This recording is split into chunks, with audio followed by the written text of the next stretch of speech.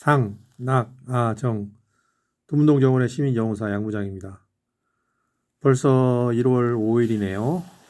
새해 2026년이 이렇게 빠르게 시작됐습니다. 여러분들도 잘 올 한 해 원하시는 일 잘 되시고 행복한 삶을 이루시길 바랍니다. 저는 이제 최근에 불교 공부를 하고 있습니다. 돌아보면 지난 12월 하순부터 본격적으로 시작했고요. 겨울에 이제 추워서 정원일을 못 하니까요.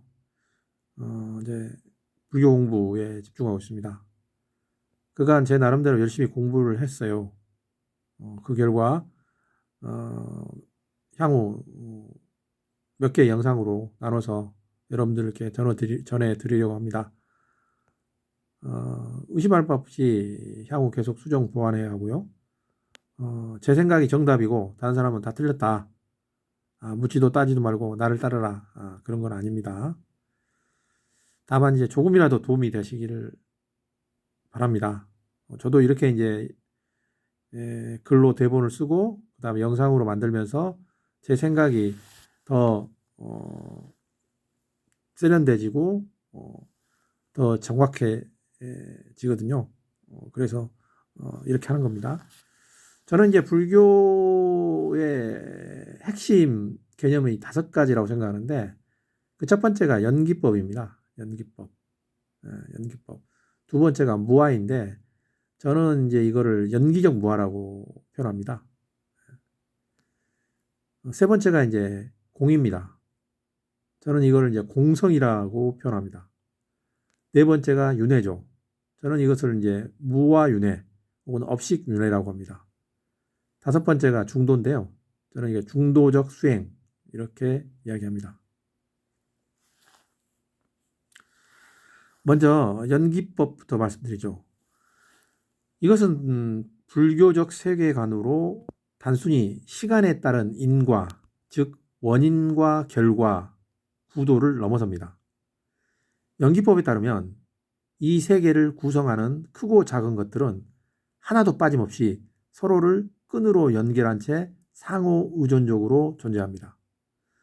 물론 그 의지 정도가 강한 것도 있고 반대로 약한 것도 있습니다. 예를 들면 부모 자식 간은 강할 것이고요. 서로 안면만 튼 사이는 약할 것이죠. 이것은 신을 믿는 이른바 타력신앙에서 말하는 창조신화에 대립됩니다. 여기서 누가 더 우월한지를 말하고 싶지는 않습니다. 언제나처럼 서로의 생각, 즉 세계관이 다를 뿐입니다. 그냥 각자 제 갈 길 가면 되겠죠. 이것은 향후 등장할 주요 개념들의 기본 바탕이 됩니다. 두 번째가 이제 무아입니다. 저는 이걸 이제 연기적 무아라고 하는데 처음 무아란 말을 들으면 십중팔구 당혹스러울 수밖에 없습니다. 물론 무아를 쉽게 받아들이는 사람들도 없지 않아요.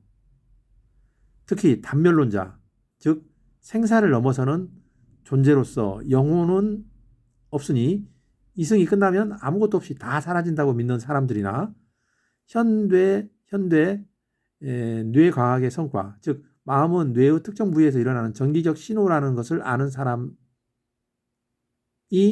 이런 유에 속하겠죠.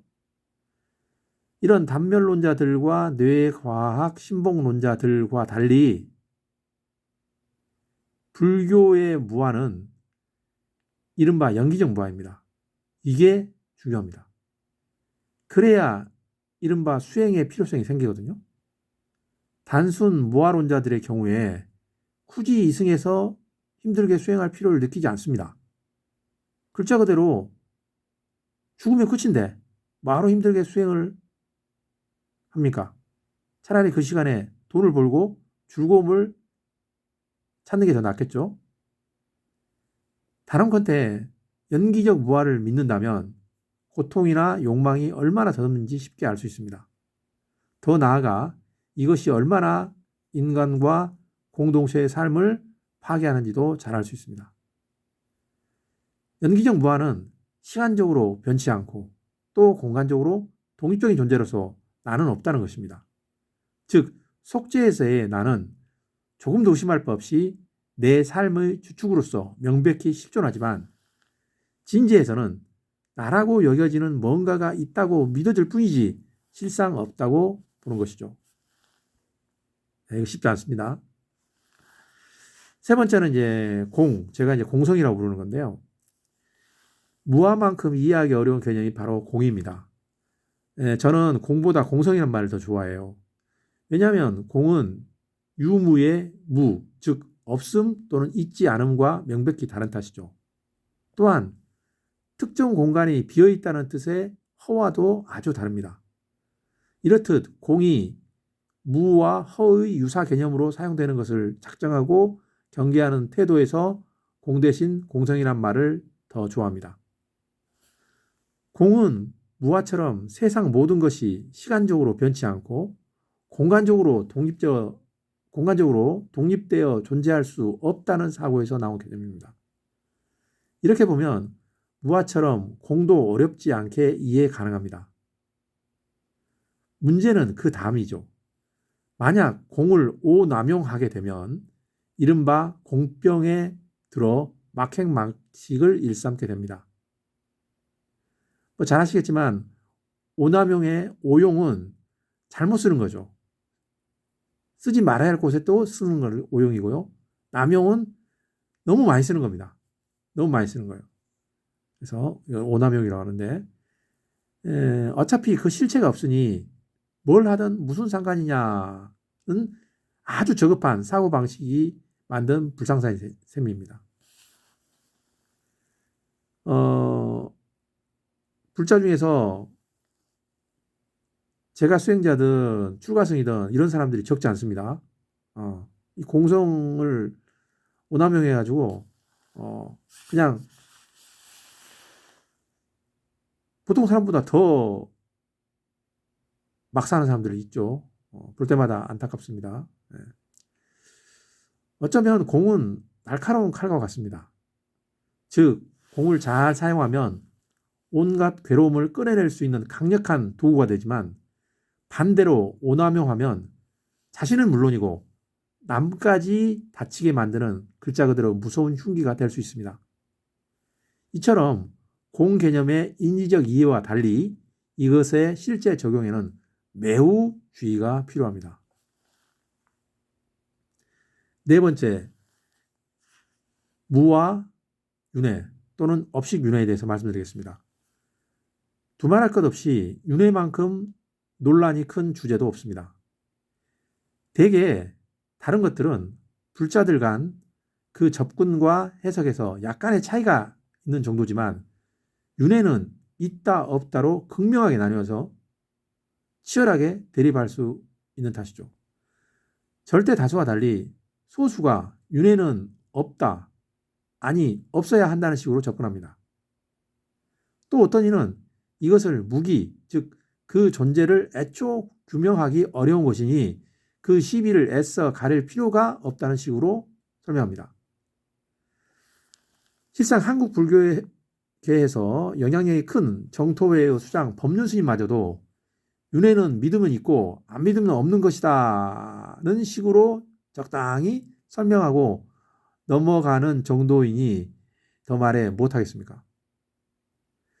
일단 윤회를 어떻게 정의하느냐부터 시작해야 합니다.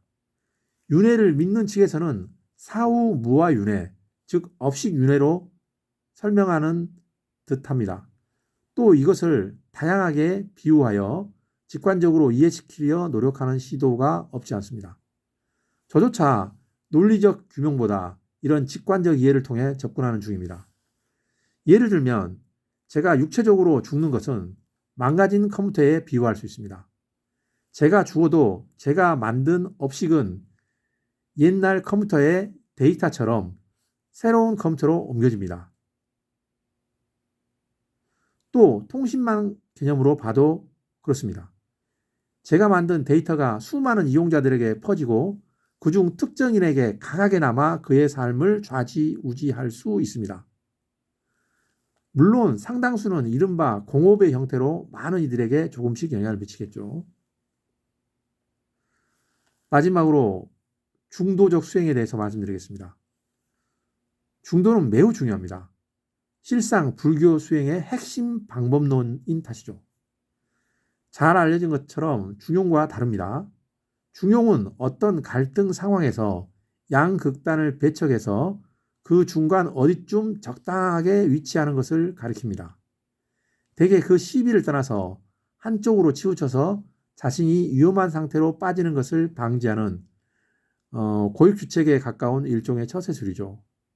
반면 중도는 불교 수행에서 선정을 중시하는 수정주의를 쾌락주의의 일종으로 보고 이를 고행을 통해 깨달음에 이르려는 고행주의와 함께 양자 다 배격하는 불교적 수행론입니다. 이것을 저는 중도보다 중도적 수행이란 말로 표현하고 싶습니다. 실상 불교 수행의 여러 곳에서 양자택일을 강요당합니다. 불교 수행을 넘어 세상살이가 애초 그렇죠. 하지만 불교 수행자는 양극단을 최대한 피해서 제 능력껏 소신껏 나아가야 합니다. 극단이 일견 매력적일 수 있지만 그 후유증이 사뭇 커서 거의 모험이나 도박에 가까운 것이 적지 않으니 특히 그렇습니다.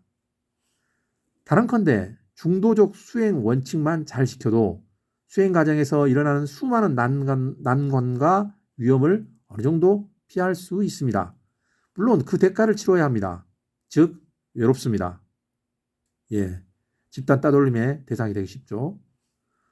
어쩌면 이건 중도적 수행을 택한 자의 피할 수 없는 과보, 즉 업보인 셈입니다. 특히 이런 관점에서 악은 물론 선마저 과하면 문제가 됩니다.